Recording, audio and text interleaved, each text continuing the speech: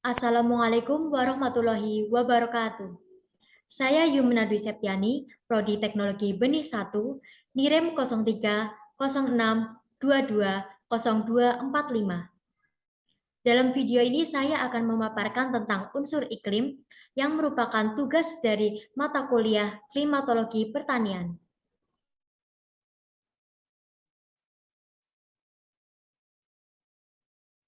Pengertian iklim. Iklim adalah keadaan rata-rata cuaca pada suatu wilayah dalam jangka waktu yang relatif lama dan meliputi wilayah yang luas. Iklim adalah kelanjutan dari hasil pencatatan unsur cuaca dari hari ke hari dalam waktu yang lama, sehingga disebut sebagai rata-rata dari unsur dan bersifat stabil. Karakteristik iklim. Iklim memiliki karakteristik diantaranya berlaku untuk waktu yang lama, meliputi daerah yang luas, bukan hasil pencatatan baru, karena merupakan hasil rata-rata cuaca dalam kurun waktu yang relatif lama. Iklim di suatu daerah berhubungan satu dengan yang lainnya. Dan yang terakhir, iklim memerlukan waktu pengamatan dalam kurun waktu 11-30 tahun.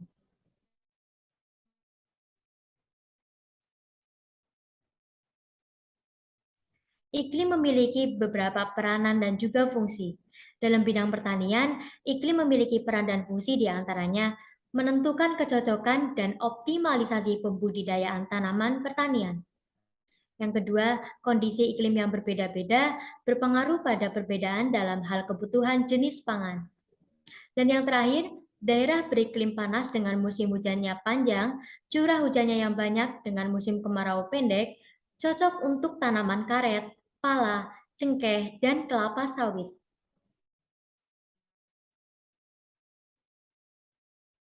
Dalam bidang transportasi, iklim juga sangat berperan. Di antaranya, cuaca, suhu, arah, kecepatan angin, awan, dan kabut sangatlah memengaruhi kelancaran jalur penerbangan. Selanjutnya, arah dan kecepatan angin, tinggi gelombang juga berpengaruh terhadap transportasi laut. Seperti dalam ilustrasi gambar tersebut, bahwa iklim sangatlah berpengaruh terhadap jalur penerbangan dan juga transportasi laut. Dalam bidang pariwisata, cuaca cerah, banyak cahaya matahari, kecepatan angin, udara sejuk, kering, panas, dan sebagainya sangat berpengaruh terhadap pelaksanaan wisata, baik wisata darat maupun laut. Karena dengan kondisi seperti yang telah disebutkan, maka pelaksanaan wisata akan semakin dinikmati oleh para pengunjung. Dalam bidang telekomunikasi, lapisan udara yang menyelubungi bumi terdapat lapisan yang bernama ionosfer. Nah, dalam lapisan ini mengandung partikel-partikel yang mengalami ionisasi sehingga bermuatan listrik. Dengan adanya lapisan ionosfer ini, maka siaran radio dan televisi dapat didengar dan dilihat di mana-mana. Iklim sangat bermacam-macam, diantaranya yang pertama yaitu iklim tropis. Iklim tropis ini memiliki suhu di atas 18 derajat Celcius. Nah, iklim ini terdapat dua musim, yaitu musim kemarau dan musim penghujan. Musim ini dipengaruhi karena mengikuti pergerakan peredaran matahari. Yang kedua yaitu musim atau iklim subtropis. Nah, wilayah yang berada di sekeliling wilayah tropis dan menjadi peralihan antara iklim tropis dan juga iklim sedang. Yang ketiga, iklim sedang. Pada iklim ini membantu menyeimbangkan temperatur stabil sepanjang tahun. Dan yang terakhir yaitu iklim dingin. Di daerah dengan iklim dingin, musim dingin berlangsung lama dan musim panas yang sejuk berlangsung sangat singkat. Iklim terjadi karena beberapa faktor. Faktor penyebab terjadinya iklim diantaranya yaitu efek rumah kaca, pemanasan global, kerusakan lapisan ozon, kerusakan fungsi hutan, penggunaan klorofluorkarbon atau CFC yang tidak terkontrol, dan juga gas buangan industri. Unsur iklim. Iklim merupakan fenomena alam yang digerakkan oleh gabungan beberapa unsur, yaitu hujan, intensitas matahari, angin, temperatur, dan kelembapan. Unsur yang pertama adalah hujan. Jadi hujan merupakan salah satu unsur iklim, yakni sebuah peristiwa previtasi atau jatuhnya cairan dari atmosfer yang berwujud cair maupun beku. Hujan ini adalah proses kondensasi uap air di atmosfer menjadi butiran air dan jatuh ke permukaan bumi.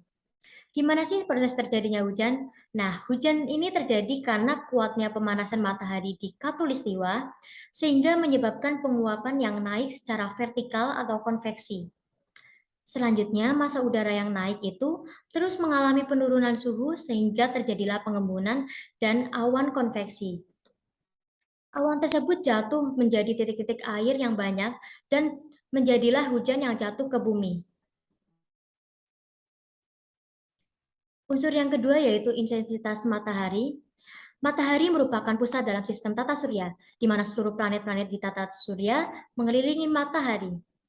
Proses planet bumi berputar pada porosnya disebut rotasi, sedangkan proses bumi beredar mengelilingi matahari dikenal dengan istilah revolusi.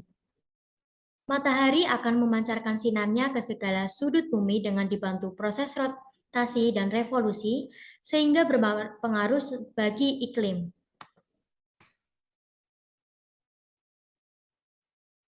Selanjutnya yaitu angin.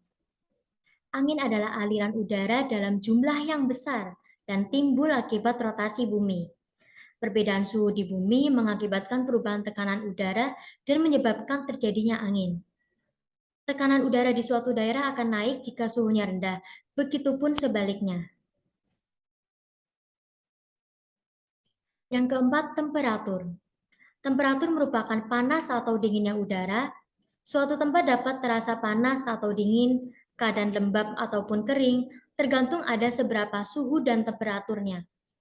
Temperatur sangat spesifik dengan cuaca, musim, dan juga iklim. Pengukuran dengan temperatur juga berfungsi sebagai pengamatan iklim.